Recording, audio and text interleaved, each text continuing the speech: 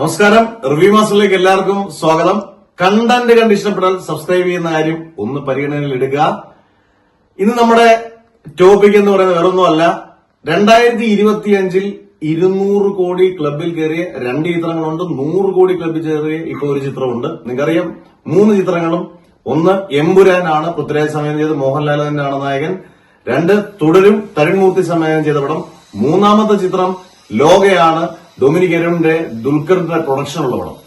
ഈ 3 സിനിമകളിൽ നിങ്ങൾക്കറിയാം, ആദ്യത്തെ എമ്പുരാൻ ചിലവർക്ക് ഇഷ്ടപ്പെട്ട് കാണും, ചിലവർക്ക് ഒരുപാട് ഇഷ്ടപ്പെടാത്ത ഒരുപാട് പേരുണ്ട്. ഒരുപാട് കോൺട്രവേഴ്സി വന്ന സിനിമയാണ്. 265-268 കോടി നേടിയെന്നാണ് പറയപ്പെടുന്നത്. കാരണം അത് മോഹൻലാലിന്റെയും അല്ലെങ്കിൽ പൃഥ്വിരാജിന്റെയൊക്കെ ഫേസ്ബുക്കിലും ഇൻസ്റ്റയിലും ഒക്കെ ഇത് ഓട്ടോമാറ്റിക് ആയിട്ടും അത് ഒരു കൃത്യമായിട്ട് പോസ്റ്റ് ചെയ്തേക്കുന്നുണ്ട്. ആ കളക്ഷൻ ഒരു ബെഞ്ച് മാർക്കായിട്ട് കിടപ്പുണ്ട്. തുടരും ഗംഭീര ചിത്രമാണ്. എനിക്ക് പേഴ്സണലി വളരെ ഇഷ്ടപ്പെട്ട ചിത്രമാണ്.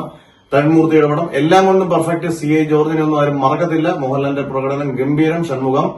ഈ സിനിമ നേടിയത് ഏകദേശം 238 കോടിയോളമാണ് നേടിയത്. 2ാമത്തെ ഹയസ്റ്റ് ഗ്രോസറിംഗ് മലയാളം സിനിമയാണ്. ഇനി 3ാമത്തെ ലോക റെക്കോർഡുകളെല്ലാം തകർത്തു മുന്നേറുകയാണ്. ഏകദേശം ട്രാക്കേഴ്സിന്റെ രീതി അനുസരിച്ച് ഈ വീക്കെൻഡോടുകൂടി ഏകദേശം 175, 180 അല്ലെങ്കിൽ 190 ഒക്കെ ക്രോസ് ചെയ്യുമെന്നാണ് വേൾഡ് വൈഡ് കളക്ഷനാണ്. എമ്പുരാനെയും തുടരും തൂക്കാൻ ചാൻസ് ഉണ്ടോ? എനിക്ക് പേഴ്സണലായിട്ട് വളരെ ഇഷ്ടപ്പെട്ട പടമാണ് ഈ പറഞ്ഞ ലോകയും.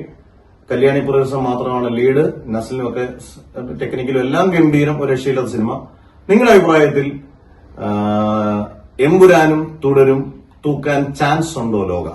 എന്റെ അഭിപ്രായത്തിൽ ചാൻസ് വളരെ കൂടുതലാണ്. കാരണം അടുത്ത വീക്കെൻഡിൽ ഇതിന്റെ പകുതി കളക്ഷൻ കിട്ടിയാൽ പോലും ലോക ഫൈനൽ വരുമ്പം തൂക്കാനുള്ള ചാൻസ് വളരെ കൂടുതലാണ്. എന്തായാലും നല്ല നല്ല സിനിമ വരട്ടെ. ഒരു കളക്ഷൻ റെക്കോർഡൊന്നും വലിയ സംഭവമല്ല. അടുത്ത ദിവസം വരുമ്പോൾ ചിലപ്പോൾ ഇതിന്റെ ബ്രേക്ക് ചെയ്തേക്കാം.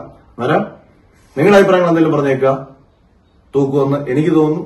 നിങ്ങളുടെ അഭിപ്രായങ്ങൾ കൃത്യമായിട്ട് രേഖപ്പെടുത്തിയേക്കുക.